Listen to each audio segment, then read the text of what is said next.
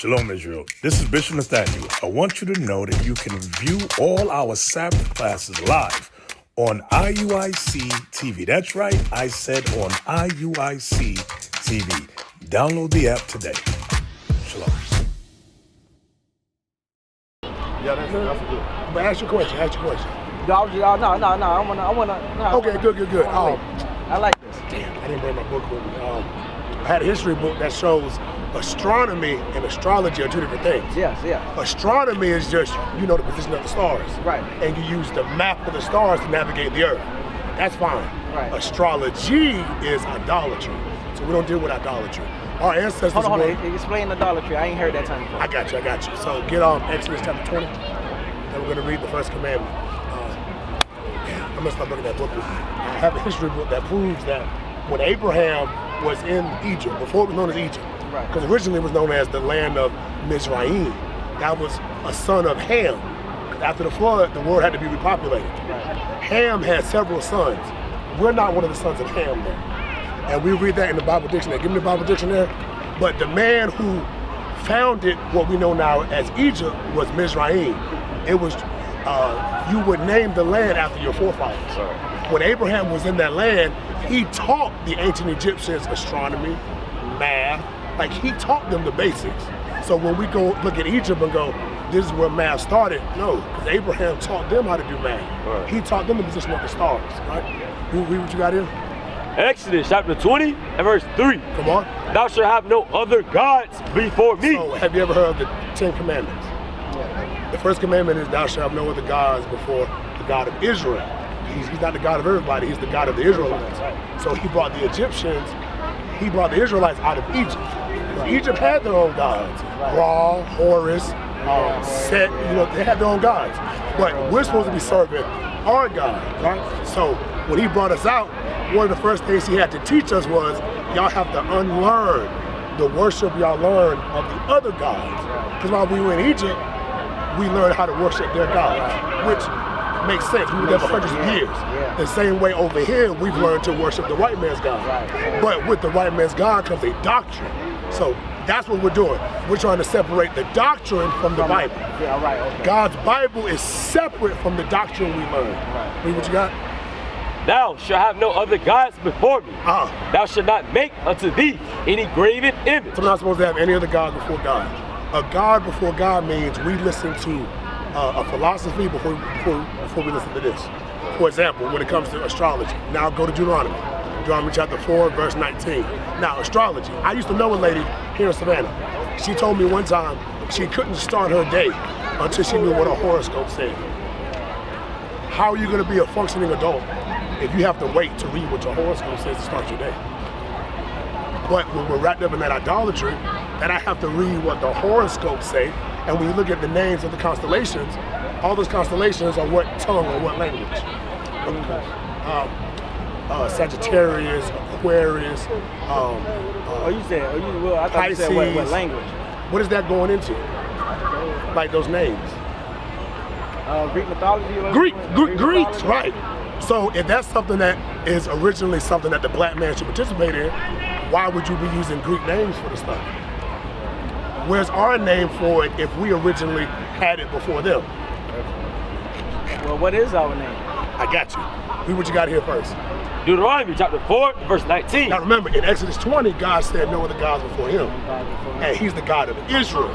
But now he explains here what the other heathen, what the races outside of Israel, what they worship. Read. At least thou lift up thine eyes unto heaven. So you lift up your eyes unto the sky. Read. And when thou seest the sun, and the moon, and the stars, even all the hosts of heaven, anything you see in space or the sky, read. Shouldst be driven to worship them. To do what? To worship them. So all the nations, they have a spirit in them that they have to create idolatry. God gave them that spirit because he don't want to deal with them. He's like, look, I don't deal with y'all. And to prove it, I'm never going to let y'all know me. Go worship some rocks or some trees or something. And that's what they go do. But he told us in Exodus, y'all don't worship anything but me. So he created a separation. Even when he brought us out of Egypt. Look, there's a separation between what Egypt do and what I want y'all to do. They worship the gods that they came up with. I want y'all to worship me. Right? How can you choose to bow down to a God that you made? But God made us, so that's why we bow down to him. But if I go carve a statue, like I carved it, and then I bow down to it. That statue should bow down to me. I'm the one that made the statue. Right? Read that again?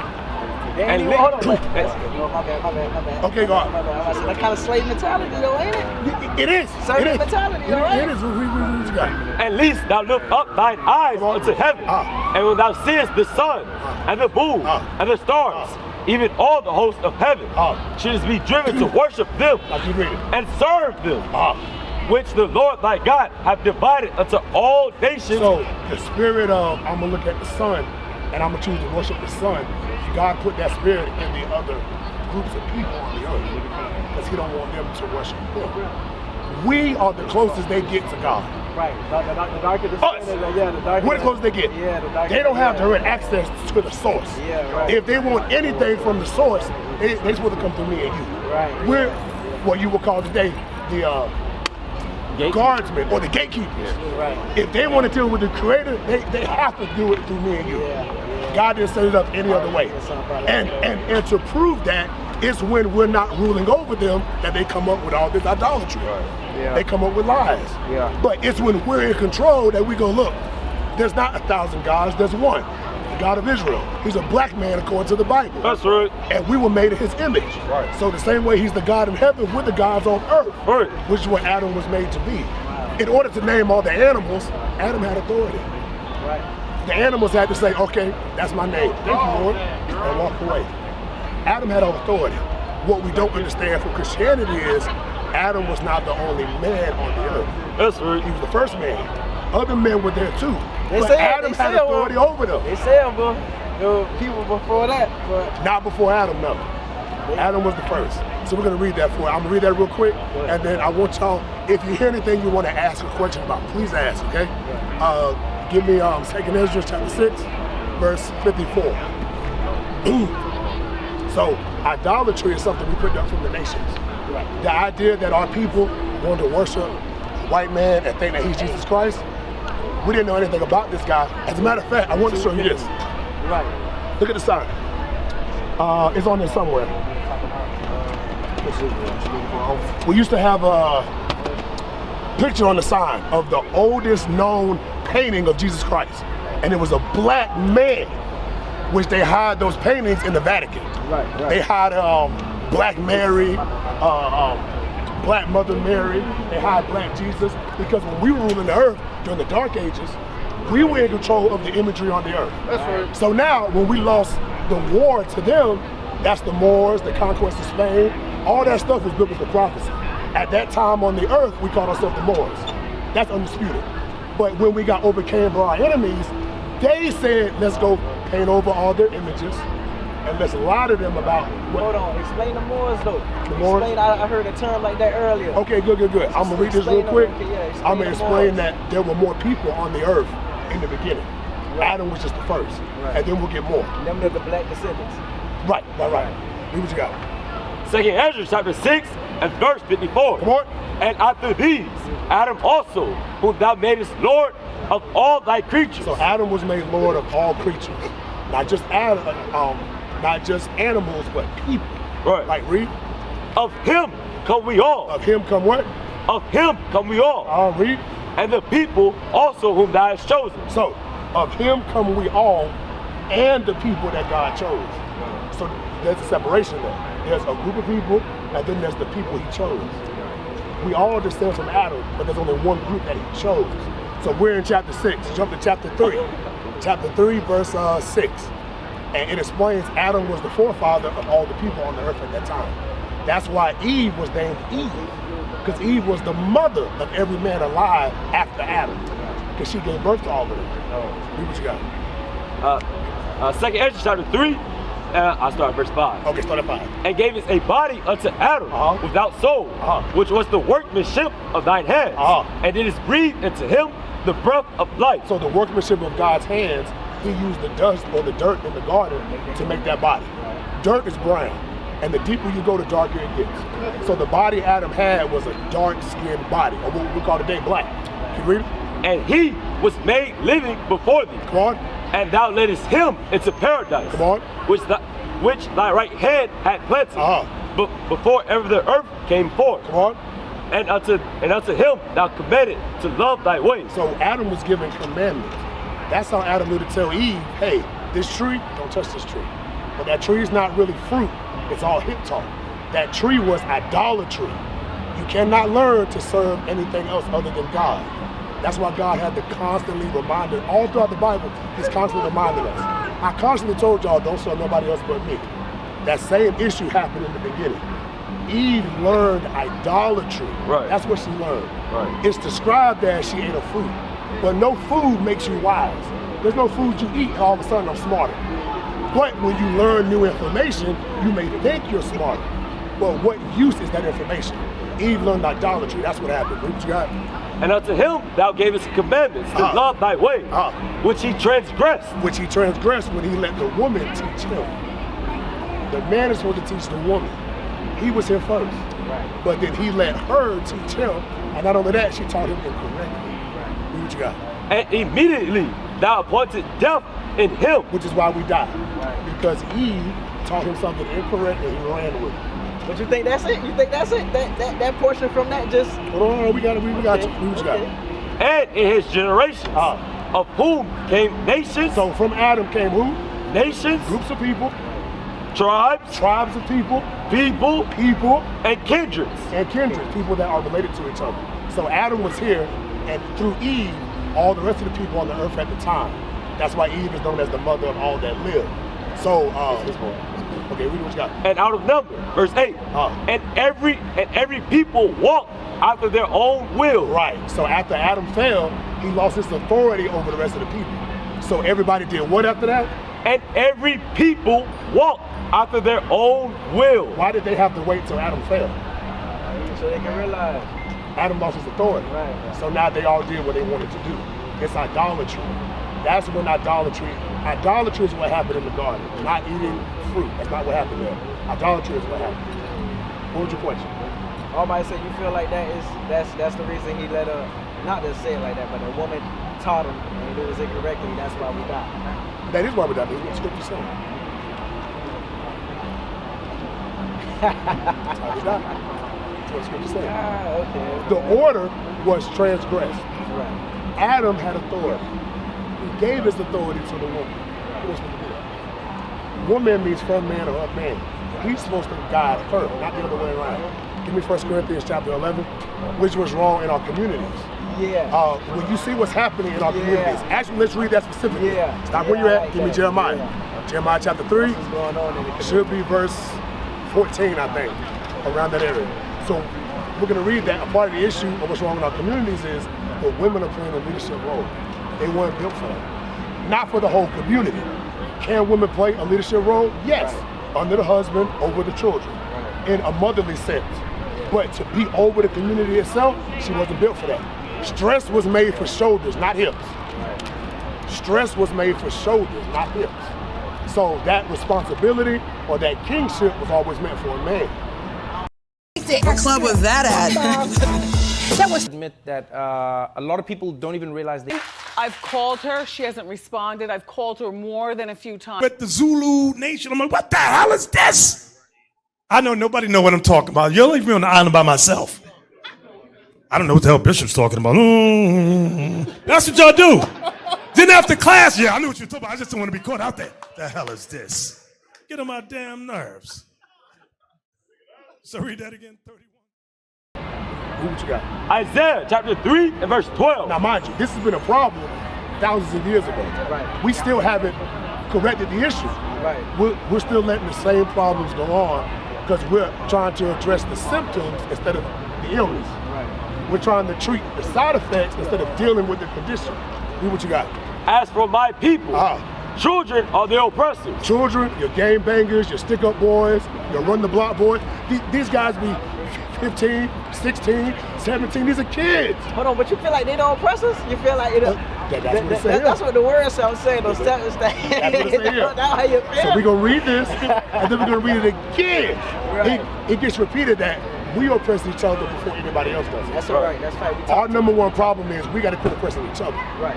Then we can worry about white people oppressing us. Right. Yeah. But our biggest problem is we got to stop doing it to each other. Right. Do what you got. As for my people, children are their oppressors. Come on. And women rule over them. Who rules over those children that are in the communities doing whatever the hell they want? Read. And women rule over them. Oh, that's my baby. That's my baby. Yeah, but your baby is wicked. Your baby is out here robbing and thugging on other black men. He can be your baby, but at what point should he be held responsible for his misbehavior? Right. For his destroying of his own community. But the mama said, that's my baby. That's my baby. But men, eventually, even if it's my own son, eventually men butt heads. It's like, listen here, little boy. Eventually, a man will have a cutoff point. All right, either do what I say or get out of my house, or I'm not dealing with you no more, or you think you're a man, let's fight. Eventually, a man has a point where he says, no. But a woman, that's my baby, that's my baby, that's my baby. While he's robbing and thugging and killing everybody. And she went into the jail and took money on his books. He ain't learning nothing. She's reinforcing the bad behavior. Instead of going, look, I'll help you if you show me you're trying to change, which is what we advocate for. We advocate for helping our people. We go into the prisons and try to teach them God's laws. If they show that they're changing, we help them.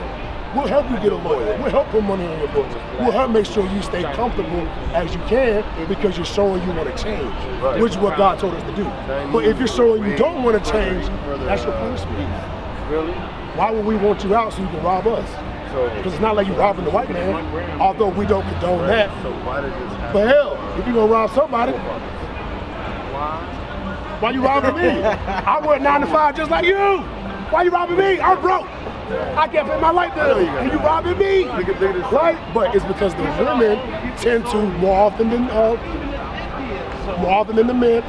Not that there aren't men that do it too, but what tends to happen more often is the women tend to coddle the children more. They tend to coddle them more, while the men will draw a line in the sand. Go to Isaiah chapter 3, verse 5, because I talked about our people the oppressor when we read in the Bible. Isaiah chapter 3 and verse 4. And I will give children to be their princes. I will give children to be their what? To be their princes. So when you start at verse 1, God is explaining he took the mature men out of our community and the leaders because we were disobedient. So now all that was left were the children. Read. And babes shall rule over them. Keep reading. And the people shall be oppressed. So now we're oppressed. Read. Everyone by another. And everyone by his neighbor. Everyone by his who? By his neighbor. We're the main ones oppressing each other. When I go out in my community, I got to worry about am I wearing the right color or not. 11 to 7. I'm gonna look it up. That's us doing that to each other. So do white people oppress us? Yes, they do. But I got to make it out of my black neighborhood first, from the brother oppressing me there, before I got to worry about the white man oppressing me. Each oppression is wrong, but we got to deal with our oppression on each other first. Then we can deal with how they oppress us. What's your question? I'm listening. Okay, good. I'll play it. So we got to deal with the oppression we're doing to one another, which we do that with the laws of God. Give me Leviticus. So we advocate that as a people, if we come back to our original nationality, which is the Israelites, and we actually do God's laws in our community, we'll start solving a lot of the problems we're having. You know what happened after that now? What's going to happen after that is we're going to ride out on these nations. That's right. That's what the Bible says. Right. It says once we come together as a unit, we're going to get all their asses. That's what it says. That's why I stopped doing what I was doing. I want what the Bible says. Hey, man, you know what? The white man do treat me wrong. So you tell me, if I treat my brother right, we gonna get permission from God to ride on their asses? Well, bruh, I'm gonna love you like I love myself. Right. Because I'm ready to get on them. But I understand we gotta quit getting on each other first. Christianity don't teach that. Everybody can be forgiven. No, only we can be forgiven. We're the ones that get repentance from God. Right. We're his people. Right. Everybody else is gonna get judgment for how they mistreated us. Right. Read what you got. Leviticus 2:1. No, I won't 19. love your neighbor. So Leviticus chapter 19. Leviticus chapter 19 and verse 17. Thou shalt not hate thy brother in thine heart. So thou shalt not do what? Hate. Thou shalt not hate thy brother in thine heart. A lot of our issues in the black community, envy, jealousy, hatred, like crabs in a barrel. Right, 7 sins of hell, 7. That's a lot of the issues in our community. But the scriptures say you're not supposed to do that. Hate your brother in your heart means I have a problem with my brother, but he doesn't know. We do that a lot. I'll have a problem, say my guy right here, I have a problem with him, but I won't go talk to him like a man. I'll hang out with him, we'll go chill, and the whole time I'm just looking at this nigga like. And eventually that turns into hatred for him, and I'm gonna act on that hatred. See what you got? Thou shalt not hate thy brother in thy heart. Come on. Thou shalt any wise rebuke thy neighbor. So we're supposed to correct each other when we're wrong. So if I have a problem with him, we're supposed to be men that can talk it out. Maybe we decide, hey, the problem is too big, so we'll go our separate ways. But that's better than us choosing to pick up guns and kill each other. Maybe that is a solution, that we have to, okay, well maybe I can't open a business with you, but I cannot be an active deterrent from you prospering, and you can choose to not be an active deterrent from me prospering. But maybe we just can't open up a business together. All right. But we can still say hi and be cordial. But maybe we don't go to the bar and share drinks together. That's not a sin. What you got? Thou shalt any wise rebuke thy neighbor. But we don't correct each other. So when the brothers on the block game banging, brother, game banging is wrong. The scriptures say thou shalt not kill. So we tell our brothers who are doing it, we have men among us who used to live that lifestyle, who knew the credos, can throw up all the signs still, because it was so ingrained in them. But they accepted what the Bible said, that the end result, which is you are prepared to kill your brother, is incorrect. So you have to get off that path. Because if you stay on that path, that's all you're gonna do. That's all you're gonna do. I went in corrections for 6 years. So I saw that facility filled with Black and Hispanic men who would not learn, quit hating each other. Very rarely did I see a so-called Black or Hispanic come to jail and the victim of their crime was a white guy. Very rarely. When they come to jail, the victim of their crime was somebody that looks like them. We haven't learned to love each other. Read that again. Thou shalt in any wise rebuke thy neighbor, and not suffer sin upon him. Thou shalt not avenge, nor bear any grudge. Nor bear any what? Any grudge. So, he stepped on my shoe. It's a tennis shoe, bro. Go home and wipe it off. Maybe he didn't know. Maybe he was in a hurry. Maybe it was an accident. Why are you not prepared to give him the benefit of the doubt? In the same way we give the nations the benefit of the doubt. And not only do we give them the benefit of the doubt, even when they do evil to us, we still give them the benefit of the doubt. The Black woman still goes into the Chinese hair shops right now. And the Chinese were on camera beating up Black women. Beating them up and throwing them out the shop. And when the Black man tried to say, hey, let's boycott this shop, the Black woman told him, get out of here, we don't need you. Because now the weave is half off. Because the Chinese man was trying to make sure Black women still came to the shop. But he was just beating up your sister a week ago on camera. What's going on here? Read that again. Thou shalt not avenge, nor bear any grudge against the children of thy people. But we never had the same amount of forgiveness for each other.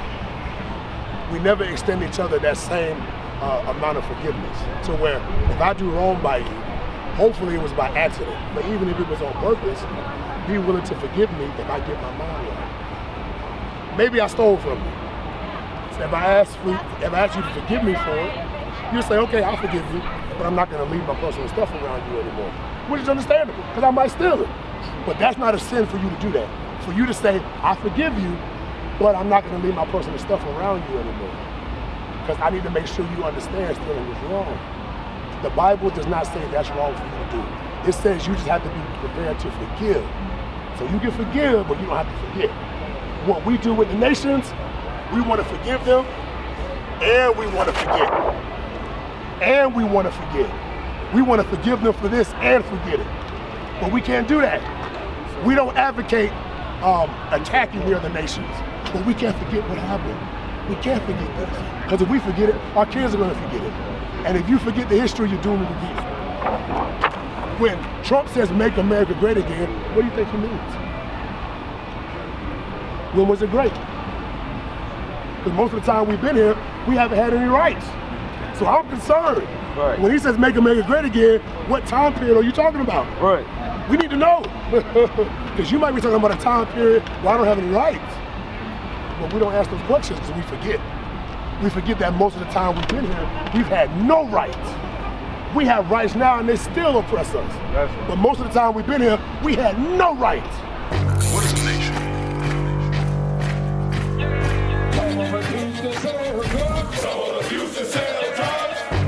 Nation is men leading by example.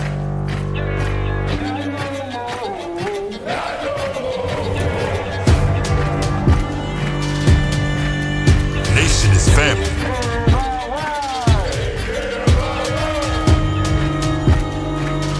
Nation is community.